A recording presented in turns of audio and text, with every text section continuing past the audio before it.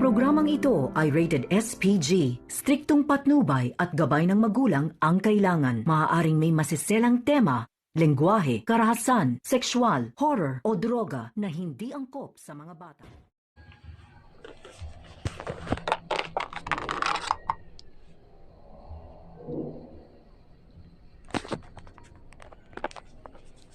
Magandang araw mga kapamilya ko sa buong daigdig. Dito naman tayo sa aking munting channel, FPG's Batang Quiapo. Patuloy sa kwentong ito, isang araw habang pumunta si Rigor sa burol ni Pablo, nakita siya ni Tinding habang kay Tinding naman. At ang isang pulis na kasama ni Rigor, sinabihan niya si Aling Tinding, nandito kami para pagbigyan namin ng hustisya kung sino ang pumaslang kay Pablo.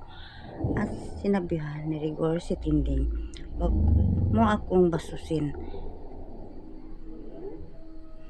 Wala kang karapatan sa buhay namin ni Marites.